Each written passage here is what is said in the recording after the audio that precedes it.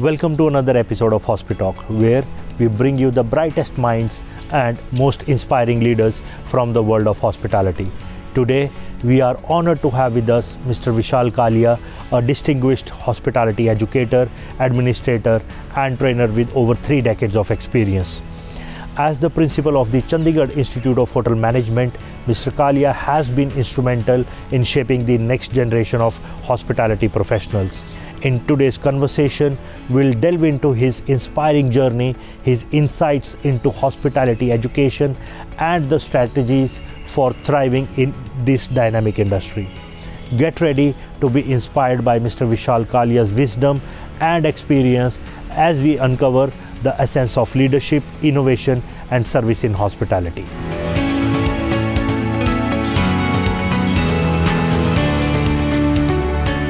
Hi sir, welcome to Hospitalk. First of all, thank you so much. आपने time निकाला अपने schedule से. To start the podcast with sir, tell us about your journey. How did it started and how did you manage to come to academics? This is a long story. It started in 1990 when I was a pre-engineering student and wanted to join some engineering college. But suddenly in the year 1990, we happened to get in Chandigarh a new Institute of Hotel Management, which is now these days called as Dr. Ambedkar Institute of Hotel Management. And the days were very different because Mandal Commission was going on and unrest was there. And suddenly we received a request that hotel management, which was not known to us earlier, and that kind of institute is coming up. So we applied and we went to Delhi, Pusa, and we were interviewed, and 28 of us got selected in the month of September 1990. And this is how the journey towards hotel management started in Sector 32 Chandigarh, and we all joined and started working in the kitchens, in the housekeeping department and all that.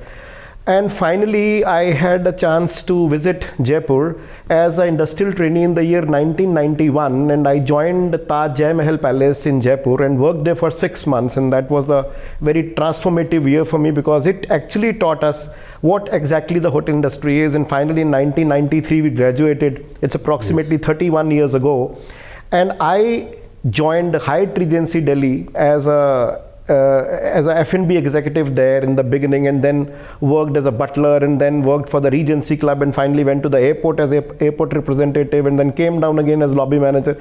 So it was a journey for 3 years till 95. I got a chance to come back to my city, Chandigarh, when this particular college, earlier it was known as Foodcraft Institute. This institute is 50 years old. It was set up in 1973, and in 1995 I happened to get a chance to join this institute as the junior most faculty member, as assistant lecturer in 1995, and then no looking back since then. It's approximately 29 and a half years. I worked on each level, and now I'm the principal of this institute since 2020. The interesting thing of changing to academia was that this institute used to run a restaurant which was run by students and teachers in the evening. And finally in 2007, this restaurant graduated to become a hotel, a full-fledged hotel of its own with 26 rooms, 2 banquet halls, 1 restaurant, and a liquor facility, a bar facility. And this is how academia interests me, because we were not only into academia, we were into operations and academia both till date. So our hotel is Hotel Chandigarh Beckons, which is well within the campus of this college and runs very well. So students get to exposure to both of them.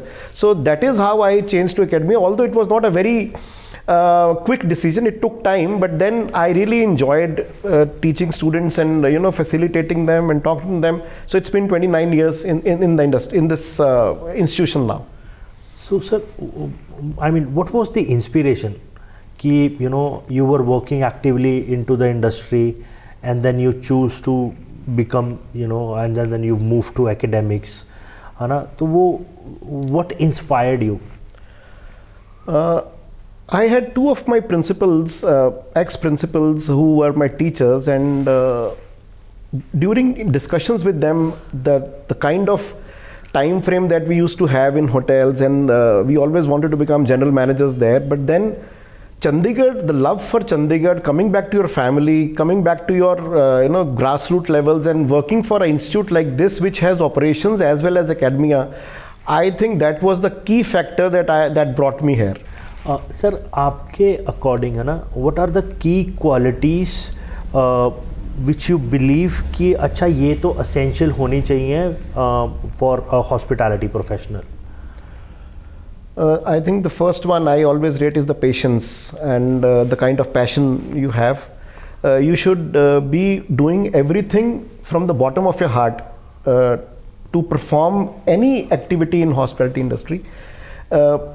Patience is very much important because you have to serve somebody else and you have to be empathetic. So the key factor is patience and passion, both of them. And then finally, if you practice both of them, the perfection comes in. So I have the 3 P's method of passion, patience, and then perfection. So once you achieve that, you are successful in hospitality industry. You worked in the industry for a significant period of time, और आप आज की date में you are a principal of CIHM. तो आप अपना industry का experience है वो कैसे ट्रांसफ़र करते हैं अपने क्लासरूम्स में? मैं अपने टर्म्स में कहूँगा, इसको हम एक एक्सपीरियंशियल लर्निंग कहते हैं. किताब पढ़ के हर कोई जनरल मैनेजर या शेफ़ नहीं बन सकता. एक्सपीरियंशियल लर्निंग वो होती है जब आप अपने स्टूडेंट को अपने एक्सपीरियंसेस बताते कि जब मैं उस जगह पर था, जब मैं इस सिचुएशन में था, मैंने क्या किया और उसका रिजल्ट क्या निकला. उसमें यही नहीं कि आपने सक्सेस स्टोरीज ही बतानी है, आप अपनी फेलियर स्टोरीज भी बताते हो कि मैं वहाँ पर मैंने ये गलत डिसीजन लिया, मुझे यहाँ ऐसे करना चाहिए था, तो मेरा result was not very good, guest was not very happy, the dish which I made was not very good. तो बच्चे को उस समय समझाना पड़ता है कि मेरा एक्सपीरियंस कैसा था. ये सब चीज़ें किताब में नहीं पाई जाती, तो आपने अपनी फेलियर और सक्सेस स्टोरीज दोनों ही बतानी पड़ती. बहुत अच्छे से डिस्क्राइब किया. प्लस जस्ट इसमें एक थोड़ा सा और अब एडअप करना चाहता हूँ. हमारी industry sir purely works on practical knowledge, है ना. तो आई एम श्योर कि जब बच्चा आता है लाइक अ न्यू कमर हमारे क्लासरूम्स में बैठा है, तो उसके जो चैलेंजेस हैं, right, to understand the gap between practical knowledge and theoretical knowledge, है ना. तो ये जो एक्सपेक्टेशंस हैं लाइक आर इंडस्ट्री, हमारी इंडस्ट्री की जो एक्सपेक्टेशंस हैं, आप उसको बैलेंस आउट कैसे करते हो फिर? देखिए, जब कोई भी स्टूडेंट हमारे पास एडमिशन लेता है तो हम उसको कहते हैं कि थोड़ा सा घर से पढ़ के आओ. उसको हम कहते हैं pre module guided reading kind of a thing, PMGR की पहले से पता होना चाहिए, माइंडसेट बना के आओ कि यहाँ क्या होगा. लेकिन जो हमारे कॉलेज का, हमारे इंस्टीट्यूशन का जो करिकुलम है, ये हमारा नहीं बल्कि पूरी नेशनल काउंसिल जो है, जो पूरे देश के होटल मैनेजमेंट इंस्टीट्यूट को चलाती है, वहाँ करिकुलम सेम रहता है कि मॉर्निंग का जो टाइम है 4 घंटे 9:30 से 1 बजे तक, वो पूरे का पूरा प्रैक्टिकल ओरिएंटेड है. बच्चों को ग्रुप्स में डिवाइड किया जाता है. कुछ बच्चे रेस्टोरेंट में एज अ वेटर सर्विस के लिए जाते हैं, कुछ बच्चे किचन में खाना बनाते हैं, कुछ बच्चे हाउसकीपिंग में जाकर लॉन्ड्री और फ्लावर अरेंजमेंट करते हैं, कुछ बच्चे फ्रंट ऑफिस में फ्रंट डेस्क सीखते हैं, कुछ बच्चे बेकरी में केक बनाने जाते हैं. तो ये बच्चे ग्रुप्स में हर वीक सर्कुलेट होते हैं. दोपहर में सब बच्चों का खाना यही होता है, जो यहाँ बनता है उनको खाना पड़ता है. और फिर दोपहर में 2 बजे से लेकर 5 बजे तक 3 घंटे का एक थ्योरेटिकल इनपुट दिया जाता है जो कि प्रैक्टिकल को सपोर्ट करता है. उसमें टीचर का 1-to-1 इंटरेक्शन बच्चे से होता है, लेक्चर मेथड हो सकता है, प्रेजेंटेशन हो सकती है, जो दिन में उसने प्रैक्टिकल किया उसके क्वेश्चन आंसर हो सकते हैं, जो उसको वहाँ डिफिकल्टी है उसको डिस्कस किया जा सकता है, या जो प्रैक्टिकल के टाइम उसको जानना चाहिए. जैसे कि एक वेजिटेबल डिश के अंदर कितनी कैलोरीज है उसको कैसे कैलकुलेट करना है, अगर हमने एक डिश बना ली उसकी कॉस्टिंग कैसे करनी है, एक फिश को खरीदना है तो उसके क्या पॉइंट्स देखने पड़ेंगे. तो प्रैक्टिकल के बाद उसको सपोर्ट करने के लिए थ्योरेटिकल इनपुट जो है वो इवनिंग में दिया जाता है. तो जब बच्चा एक बार हमारे फर्स्ट सेमेस्टर में आ जाता है तो उसको एक उसका सिस्टम बन जाता है कि मॉर्निंग 4 घंटे प्रैक्टिकल, उसके बाद लंच, उसके बाद 3 घंटे theory, and then he has to go home. अब घर जाकर भी उसको असाइनमेंट रहती है जो उसने अपने लेवल पे करनी है. आजकल तो ऑनलाइन है, हमारे टाइम पे ऑनलाइन नहीं हुआ करता था, internet facility came much later, but अभी उसके पास बहुत सी फैसिलिटीज़ है और हम उसको गाइड करते हैं कि आप जाकर फलां साइट पे ये देख सकते हैं, आप ये एक्सप्लोर कर सकते हैं. सो उसका नॉलेज लेवल बढ़ाना हमारा एक ऑब्जेक्टिव रहता है. डन. हमारी इंडस्ट्री में ना सर बहुत कॉन्टिन्यू, अगर आपने देखा होगा, बहुत रैपिडली और फास्टली ना चेंजेस आ रहे हैं अब, है ना. तो जो बच्चा हमारा क्लासरूम में बैठा है, how do you educate them about these changes? आपने बिल्कुल ठीक कहा कि इंडस्ट्री बहुत जल्दी, इसकी जो इनोवेटिव चेंज है उसका पेस बहुत फास्ट है. तो हम अपने टीचर्स को रेगुलरली किसी न किसी 5 स्टार होटल में for a training 1 day 2 day training भेजते रहते ताकि नई टेक्नोलॉजी वहाँ से सीखता रहे। और हम कोशिश करते हैं कि इंस्टीट्यूट में हर वो इक्विपमेंट मौजूद हो, हर इक्विपमेंट हम रखें जो बच्चा होटल में जाए तो उसको जाकर वहाँ सरप्राइज ना लगे कि ये क्या इक्विपमेंट ले। सो हर इक्विपमेंट, हर टेक्नोलॉजी, हर laptops, computers, machines, barbecue machines, gas ranges, ovens, ये सब हम यहाँ कॉलेज में खरीदना चाहते हैं। The government is very helpful, the Chandigarh administration to which we belongs is always very supportive. तो इंस्टीट्यूट को हम रेगुलरली अपडेट करते रहते हैं। बच्चों को अगर कुछ और नहीं कर सकते तो आज इतनी फैसिलिटी है कि हम उसको वीडियोस दिखा सकते हैं कि इंडस्ट्री में क्या चल रहा है। और वैसे भी उसको 3rd और 4th सेमेस्टर के अंदर for a period of 17 weeks training पे जाना होता है, तो वो खुद भी देख के आता है, टीचर्स भी देख के आते हैं और रेगुलरली नए चीज़ों को डिस्कस किया जाता है। यू मेंशन्ड 17 वीक्स का ट्रेनिंग है ना सर। हमारी पूरी इंडस्ट्री टिकी हुई है प्रैक्टिकल नॉलेज के ऊपर, है ना। Whereas on the other hand हमारे बच्चे अगर 3 साल की डिग्री कर रहे हैं, 2.5 साल तो I mean they are on theoretical knowledge. तो ये आप as an principal of an institute ये आप बैलेंस आउट कैसे करते हो? देखिए हमारे टाइम पे ये 6 मंथ्स की हुआ करती थी, अब उस समय ईयरली सिस्टम था जी। तो हाफ ईयर हम किसी भी 5 स्टार होटल को देख के आते थे, वापस इंस्टीट्यूट में आना जरूरी था कि वहां जो देखा उसको दोबारा से टीचर्स डिस्कस किया जाए और जो डाउट्स रह जाए पूरे किए जाए। अभी जो करिकुलम है वो सेमेस्टर सिस्टम है, वी गॉट 6 सेमेस्टर्स, तो हमारा 3rd और 4th सेमेस्टर जो रहता है वो प्रैक्टिकल ट्रेनिंग का रहता है।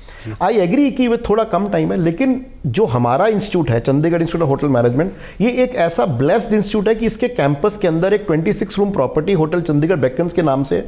It is a property which is open to public, it is a property which has all the facilities, it is a property where any guest can walk in any time of the day. तो हमारे बच्चे शाम को evening में relax करने के बाद 7 to 10 regularly on an average 8 to 10 students every day from the hostel they go to the practical training in the evening also। तो वहां जाकर उनको एक्चुअली देखने को मिलता है हर रोज कि गेस्ट आ रहे हैं, खाना सर्व हो रहा है, पार्टी हो रही है, रूम्स की चेक इन हो रहा है, हाउसकीपिंग में बेड मेकिंग हो रही है, लॉन्ड्री हो रही है। तो ये चीज़ें जो इंपॉर्टेंट एस्पेक्ट्स हैं वो रेगुलरली वो बच्चे देखते हैं। तो आई मीन इस हिसाब से अगर if this is happening then तो मेरे हिसाब से ये हर एक इंस्टीट्यूट को फॉलो करना चाहिए। जी होना चाहिए हर इंस्टीट्यूट में एक होटल। जैसे हमारा कॉन्सेप्ट क्या था 94 के अंदर जब हमें लैंड अलॉट हुआ कि जिस तरह एक मेडिकल कॉलेज के साथ एक हॉस्पिटल का होना जरूरी है, इसी तरह एक होटल मैनेजमेंट कॉलेज के साथ एक होटल होना जरूरी, बिकॉज स्टूडेंट को एक बिजनेस स्किल जो है वो वहीं से सीखने को मिलेगी। End of the day he has to either work or he has to be entrepreneur. तो जहां वो बिजनेस स्किल्स का मामला आता है तो उसको एक रनिंग प्रॉपर्टी के अंदर as a part of it he learns much more, he grasps much more, he observes much more। हाँ, क्योंकि आई थिंक अगर बच्चा यहाँ पे 3 घंटे भी लगा रहा है, आई थिंक एटलीस्ट जो मैंने पढ़ा है, let's say if I am standing at front office है ना and I have to take a check in, तो मैंने बुक से तो पढ़ लिया, now to implement that the same thing into practicality. हमारे टाइम में मुझे लगता है कि प्रॉब्लम ये थी when I went to do my internship in Novotel और हैदराबाद। वहाँ पे हमें इनिशियल जो चैलेंजेस थे हमारे बस यही थे कि हम समझ नहीं पा रहे थे, राइट। हमें बोला गया कि ना आप दूर से खड़ के देखो। सो अगर मैं सर अगर हम बात कर रहे हैं let's say 45 days on an average, अगर 4 डिपार्टमेंट्स में ट्रेनिंग करनी है, so this is how generally it is been distributed, है ना।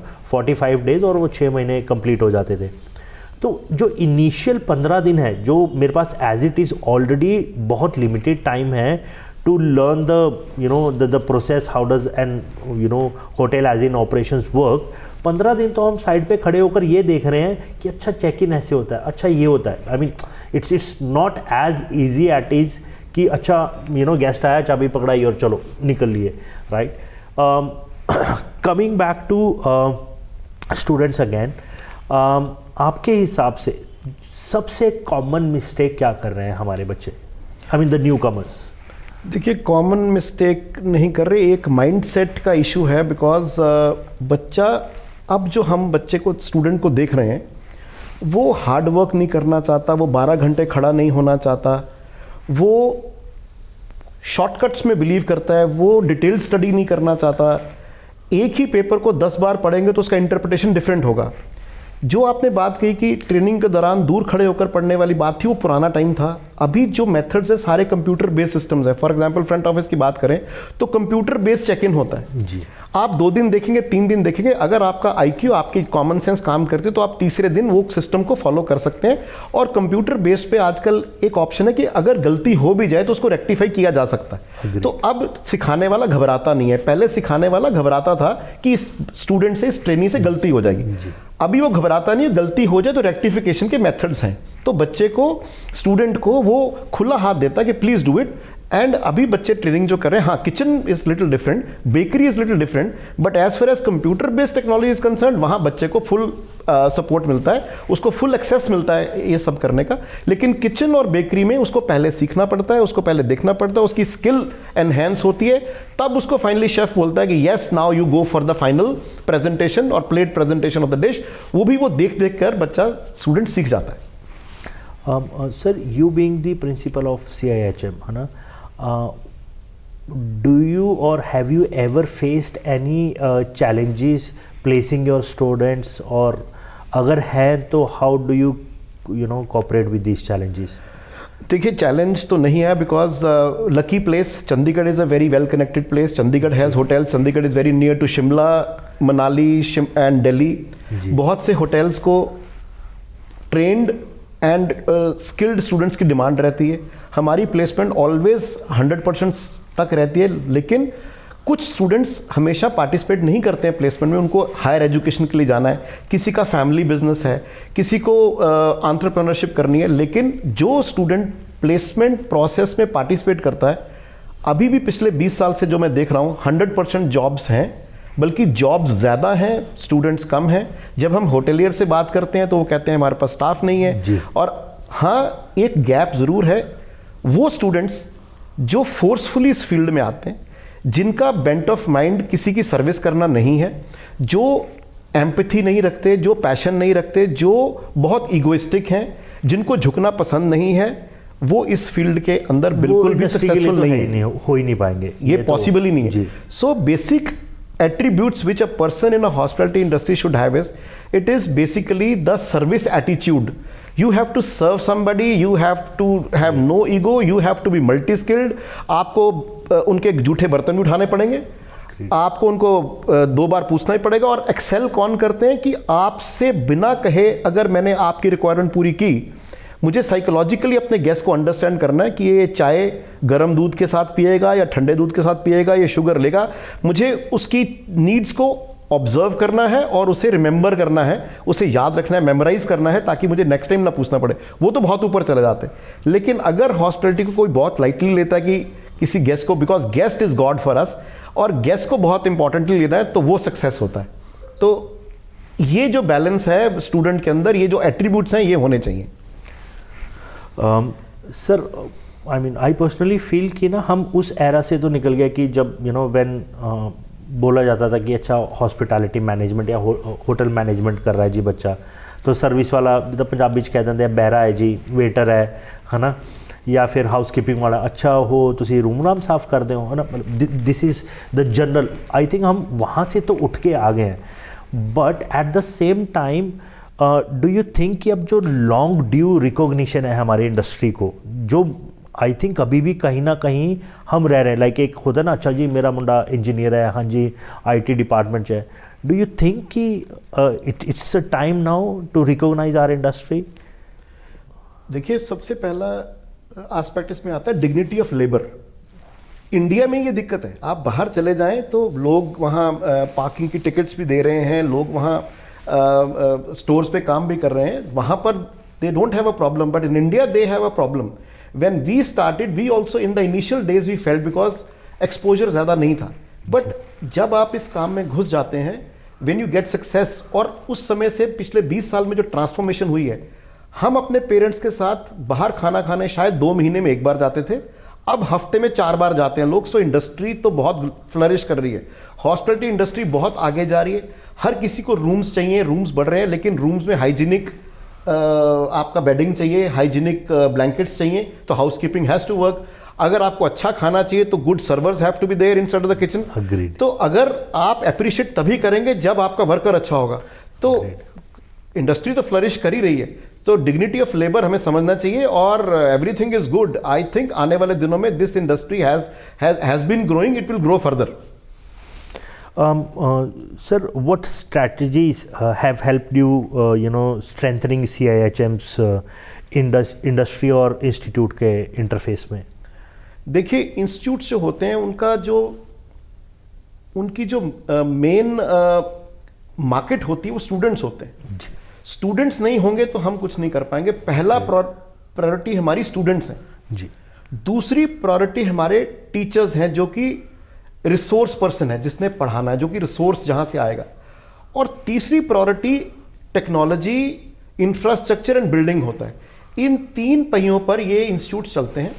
तो student is the main process for us, main person for us. उसको सपोर्ट करने के लिए टीचर्स, और टीचर्स को सपोर्ट करने के लिए इंफ्रास्ट्रक्चर. तो अगर आप किचन की बात करें तो एक शेफ को आप ले आते हैं पढ़ाने के लिए, लेकिन अगर आप उसके पास इक्विपमेंट नहीं होगा, सामान टाइम पे नहीं आएगा, उसको यूज करने के लिए अवन्स या रेंजेस नहीं होंगी, तो वो कैसे हो पाएगा. तो ये एक साइकिल बनता है. ये एक इंटररिलेटेड चीजें होती है कि इक्विपमेंट भी हो, इंफ्रास्ट्रक्चर भी हो और रिसोर्स पर्सन भी हो, तभी स्टूडेंट का फायदा हो सकता है. तो इन 3 पिलर्स पे इंस्टीट्यूट चलते हैं. सर, अकॉर्डिंग टू यू अगले 5 साल, in the next 5 years, what की ट्रेंड्स जो हमारी हॉस्पिटैलिटी की एजुकेशन है उनको उसके ऊपर फोकस करने की ज़रूरत है? सर, आने वाले 5 साल में we need to train people towards the food service industry. ये बहुत तेज़ी से बढ़ के आगे आ रही है जी. बहुत तरह का खाना, बहुत तरह के पैक्ड फूड्स. अब आप देखिए, ट्रेन सर्विसेज देख लीजिए, एयरलाइन केटरिंग देख लीजिए, ढाबास देख लीजिए, अनऑर्गेनाइज फूड सेक्टर देख लीजिए. ये तो फैलता चला जा रहा है. फूड फेस्टिवल्स देख लीजिए. So food industry and hotel industry is expanding like anything. We only need to catch the right kind of people at the school level. हम स्कूल में 11th 12th के बच्चों को जाकर करियर काउंसलिंग सेशंस करते हैं, उनके क्वेश्चंस को आंसर करते हैं, बहुत से वीडियोस बनाते हैं. Not everyone is interested in medical and engineering field. There are some people who can perform much better. जी. So they have to be trained at a younger level.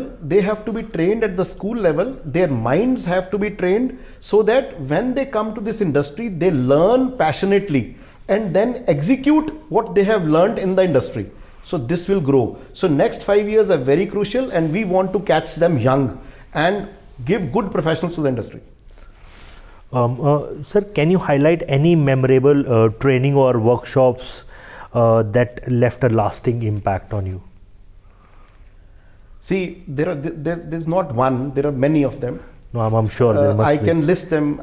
During my initial days, I had a wine tasting workshop in Delhi, which is very memorable. Wine is a living thing, so how to understand wine was one training session. Then secondly, one of the most important training session which I would like to emphasize here is that people who become the teachers in such kind of institutions, they come from the industry and they come and start teaching. There is a dire need to train them in how to teach. Basically, these institutions are technical institutions. Here the skill is being transferred to the student. They should be trained in how to teach. So we have initially 10 years ago, the Department of Personnel and Training, they had very nice courses called DTS, called Direct Trainer Skills, Design of Training, Training Need Analysis. A teacher who's raw, who's just worked in the industry, he was sent there. I also undergone that training, a 5 days training program where we learn how to do coaching, how to do lecture method, how to do training, how to do discussion, how to lead a discussion. So इस तरह how to perform in group activities. So हमारा जो curriculum है उसमें बहुत सी चीज़ें आती हैं, जिसमें lecture method is the last one. Lecture सुन के इंसान बोर हो जाता है. आपने कोचिंग करानी है, आपने किसी को सिखाना है कि टमाटर कैसे काटना है. तो टमाटर काटने के लिए आपके पास 5 टमाटर होने चाहिए. पहला टमाटर आप उसको काट के दिखाओगे, दूसरा टमाटर वो आपके साथ काटेगा, 3 हो गए, चौथा वो प्रैक्टिस के लिए काटेगा, 5वां टेस्ट में काटेगा. सो एक बच्चे को टमाटर की कटिंग करने के लिए या प्याज की कटिंग करने के लिए, नैपकिन फोल्ड करने के लिए 5 नैपकिन की जरूरत पड़ती है. टीचर्स की training is most important. So मेरी ये ट्रेनिंग यशोदा पुणे में हुई थी. I did my training for 3 weeks and then I want all teachers to undergo कि क्लासरूम में क्लास को कंट्रोल कैसे करना है. एक स्टूडेंट की कोचिंग जनरली स्पोर्ट्स में आता था, मसल मूवमेंट्स, बॉडी मूवमेंट्स. आप स्पोर्ट्स में कोच का इस्तेमाल करते हैं. अदरवाइज आप टीचर बोलते हैं। हमारे यहाँ it's like coaching, you have to teach him कि अगर मैं इतना खूबसूरत टमाटर से इतना खूबसूरत फूल बना सकता हूं तो तुम कैसे बनाओगे, वो सिखाना जरूरी है। सो उसके लिए टीचर्स की ट्रेनिंग भी जरूरी है। तो वो हमारी memorable training, teachers training is very memorable. Done, well said sir, quite briefly mentioned. What advice would you like to give जो करंटली इंडस्ट्री में काम कर रहे हैं and they wanted to move to academics, तो आप उनको क्या एडवाइस देना चाहेंगे? देखिए, इट इज़ वेरी इंपॉर्टेंट कि जो लोग इंडस्ट्री में एक्सेल कर रहे हैं, टीचर्स बनना बहुत ज़रूरी है। अगर टीचर्स नहीं होंगे, फैसिलिटेटर्स नहीं होंगे, तो आगे हम और प्रोफेशनल्स कैसे पैदा करेंगे? They very important. मेरा सिर्फ एक ही कहना है कि they should read as many books as possible, they should observe as many processes as possible, and they should mentally train themselves to deliver. They should not have a stage phobia. They should not be afraid from the class. They should be so quick in analyzing the students and how to connect with the student in the class. It is very important to have a content development program in your mind, something called as neuro-linguistic programming. जी.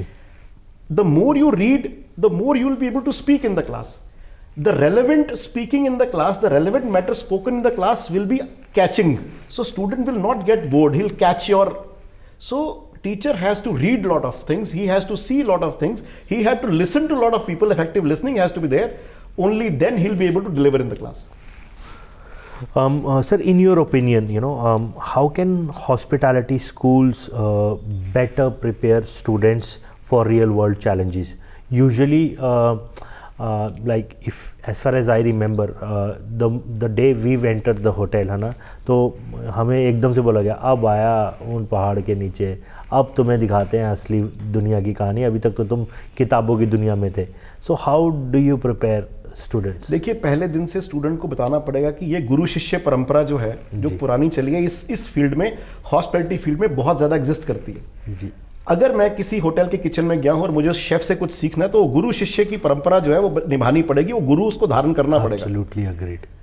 आप ये देखें ध्यान से कि जब गीता का शुरुआत हुआ, जब भगवान कृष्ण ने गीता पे बताना शुरू किया, तो initially Arjun was not ready. उसको लगता था सारे मेरे रिश्तेदार हैं, मैं धनुष नहीं उठाऊंगा। तो चैप्टर 2 में आकर भगवान कृष्ण ने जब अर्जुन को डांटा कि तुम शक्ति विहीन हो, तुम्हारा कर्म जो है वो कुछ और है, ये तुम्हारा कर्म नहीं है, तो वहां अर्जुन सरेंडर्ड हिमसेल्फ। सो गुरु शिष्य परंपरा के अंदर जब तक आप अपने आप को अपने गुरु के सामने सरेंडर नहीं करोगे, आपको कुछ सीखने को नहीं मिलेगा और गुरु सिखाने की कोशिश भी नहीं करेगा। तो मेरी स्टूडेंट से ये एक प्रार्थना कह लीजिए, मेरी एडवाइस कह लीजिए कि गुरु शिष्य परंपरा को निभाएं, एक शिष्य बनने की कोशिश करें। अपने आप को सरेंडर जब तक आप नहीं करेंगे, सरेंडर का मतलब आप अपनी पुरानी नॉलेज को छोड़ दीजिए, and then listen to the guru, listen to the chef, listen to the manager.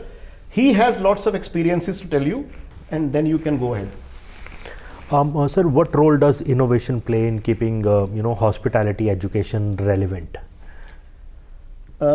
Hospitality education is only dependent on the innovative skills happening in the industry. So पहले होटल कुछ नया लेके आता है जी, उसको हम देखते हुए अपने स्टूडेंट को प्रिपेयर करते हैं. जैसे फॉर एग्जांपल पहले की क्लासों, पहले की किताबों में मोबाइल्स का या लैपटॉप्स का या टैबलेट्स का जिक्र नहीं था. आज की डेट में एक ट्रैवलर जब ट्रैवल करता है तो उसके पास minimum on an average 3 devices होती हैं. तो इसका मतलब होटल प्रिपेयर करता है कि कम से कम 3 चार्जिंग पॉइंट्स होने चाहिए. आज की डेट में अगर टीवी किसी रूम में है तो एक्सपेक्ट करता है कि टच स्क्रीन होना चाहिए. सो ये इनोवेशंस जो हैं पहले इंडस्ट्री लेके आती है. क्यों लेके आती है? बिकॉज उनको अपने गेस्ट को ल्योर करना है. उनके गेस्ट जितनी higher the facility you give, the better people will come to them. उस फैसिलिटी को देखते हुए हम अपने बच्चे को ट्रेन करते हैं, स्टूडेंट को ट्रेन करते हैं कि that how best you can play with the technology so that you are successful in the industry because your guest is happy. So this is how it goes on. Sir, what is your vision for the future of hospitality education in India? See, we in 2009 government sent us to Singapore and Malaysia to study their institutes there. We came back and our only analysis was that Indian institutes of hotel management, especially with the National Council for Hotel Management taking care of all those 80-90 students across the country, pan India, our institutes are the best in the world because we even train a student how to clean a WC of a toilet. We even teach him how to clear the drain of a kitchen. So grassroots level training takes place here only. We tell him go to the market, vegetable market, and see what kind of tomatoes are available. Because tomatoes for soups are different, tomato for salad is different, tomato for gravy is different. And this is how he saves the cost. So the kind of training which is happening in these kind of colleges is not happening in the entire world, because they are very higher level. They show they are generally on the laptops, they are generally on the screens. But we do practical training with right kind of equipment. We are successful and we are the best.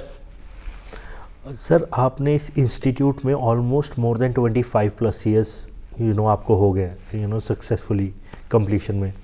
So what has been your mantra, I mean आपके success मंत्रा क्या है? What made you stay that this long? I mean I have always been very much interested in what is happening in the institute.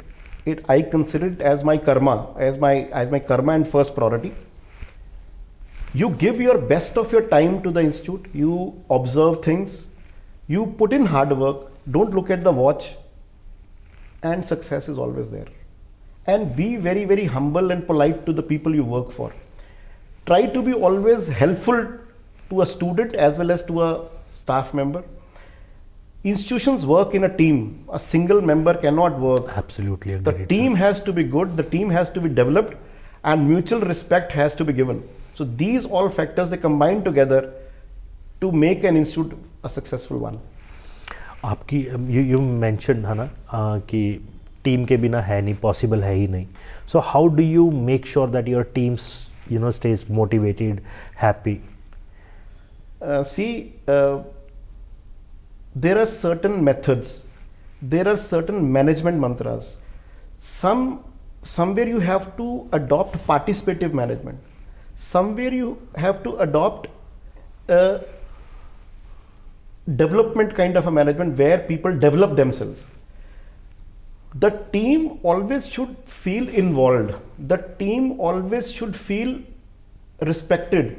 The team should always feel that they are being given a lot of importance. Only then a good team develops. So team is like a family. Everything has to be discussed. Everything has to be put forward in a very transparent way.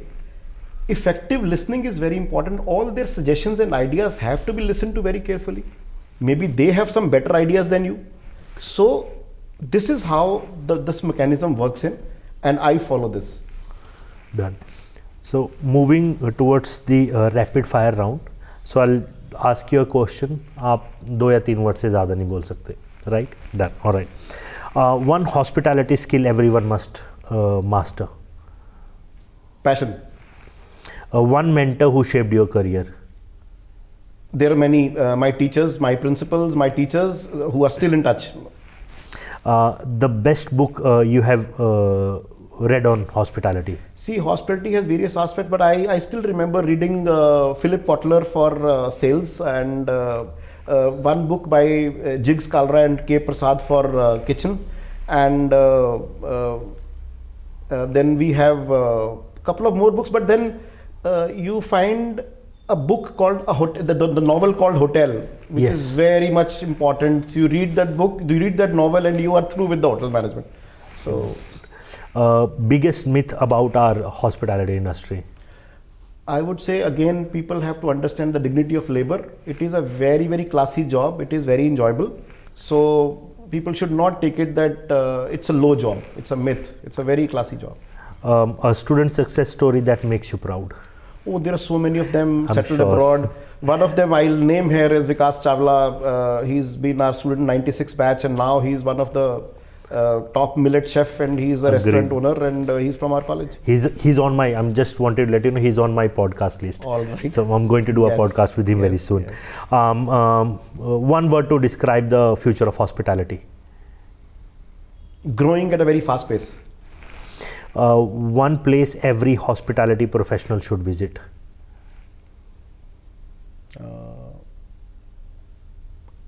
Any good hotel, any good place which serves the best of the food and the best of the employees, they must see. Paper-based menus or digital screens? Both. Most underrated skill in hospitality? Housekeeping. Best advice you have ever received? always be in a company of top people, good people, positive people. Done sir, thank you so much. बहुत मज़ा आया आपसे बात करके. Thank you so much for answering all the question so candidly. Usually I have seen कि कहीं ना कहीं थोड़ा बहुत निगल्स आ जाते हैं, है ना, should I answer this way और that way, but I must say that all the answers were spot on. So once again, thank you so much. Thank you for coming, and I hope the information we have here is helpful to the others as well. Absolutely, sir, for sure. Thank you so much. Thank you.